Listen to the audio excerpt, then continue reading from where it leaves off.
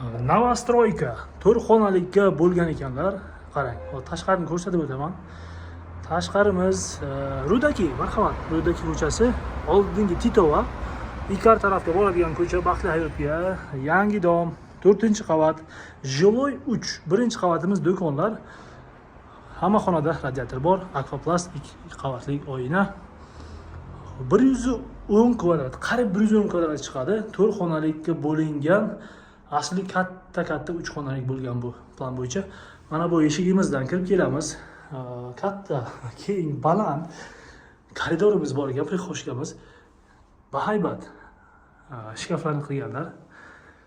Xo'p, mana shunday oyoqdagi kafel qilingan. Katta oila yashagan kvartira. To'g'rimizda sanuzel alohida bo'lib turibdi. Pishig'ishdan qilingan Novostroyka o'zi 6 qavatlik, 6-qavatida mansarda. Liftimiz yo'q, afsuski. 5 qavatlik, 6 qavatlik domlarda lift bo'lmaydi. Xo'p, chap qo'limizda birinchi xonamiz, oshxonani joyini bo'lganlar. Bu tarafni oshxona qilib, bu tarafni ovqatlanish zonasi qilganlar. Bu ham yaxshi, chunki hidlar bu yoqqa kelmaydi. Deraza bilan tashqariga chiqib ketadi. Xo'p, shu videodagi hamma narsa shu turishda qolar ekan. Oshxona qismimiz, kotyolimiz va devor qismi. To'g'rimizda 30 qavatlik, marhamat, Brilliant City qurilyapti. Mana shunaqa joy. Pastda parkovka joylari bor. Bolalar maydonchasi bor. Marhamat, pishiriq zonasi, mebellar, texnikalar shu yerda joylashgan ekan. Xo'p, kir yuvish mashinamiz sanuzilda joylashgan. Va mana bu yoqda mana bu ovqatlanish mehmonxona. Buni mehmonxona qilib ishlasak ham bo'ladi yoki mehmonlarni bu yoq bilan katta mehmonxonaga ayol erkaklarni alohida qilsak bo'ladi. Bolalar yotoqxonasiga mana shu yerdan kiramiz. Aslida mana bu katta xona bo'lgan, buni bo'lganlar o'zi ham qarang, bo'lgandan keyin ham juda keng ekan. Mana bu xom taxtalar aslida mehmonxona. Oxirida ko'rsatib o'taman, katta mehmonxonada turibdi. Buni shu yerga olib kelib qo'yganlar, chunki joyni juda ko'p oladi. O'zi ham qarang, undan ikkita bor. Atrofiga 20-30 kishi bemalol o'tiradi. Hamma xonada radiatorlarni ayamasdan qo'yganlar. Remonti yaxshi holatda turibdi.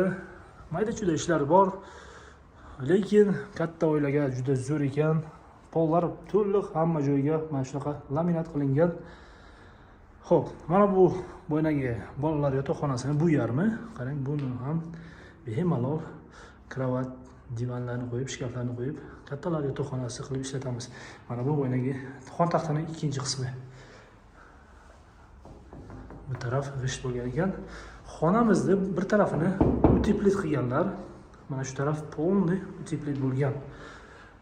Xo'p, asli o'zi ham pishig'isht, g'ishtlik domlar o'zi issiq bo'ladi, lekin oilalari uchun, bolalar uchun qilgan ekanlar. Yuvinish xonamiz, xo'p, marhamat, to'liq kafelda kattagina havo tozalagichlar bor. Mana shu yerga bir burchagiga kir yuvish mashinani qo'yib olamiz. Va sanuzilimiz, hojatxonamiz ham a'lo darajadagi holatda. Va oxirgi xonamiz, eng kattasi mana bu bahaybat xonamiz, mehmonxona qilib ishlatamiz. Konditsioner bor, radiator, yumshoq mebellar, marhamat, boynagi xon taxtalarni o'rtaga qo'yib mehmonlarimizni qabul qilamiz.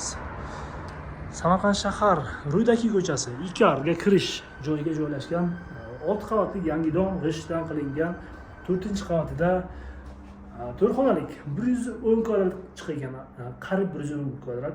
Hujjati sal kamroq ko'rsatilgan, aslida juda katta. Mana shunaqa sotuvga chiqdi kvartiramiz. Zudlik bilan aloqa chiqamiz. Narx-navo, boshqa ma'lumotlarni pastdagi izohlarda yozib qoldiraman. Keyingi videolarimizda ko'rishguncha.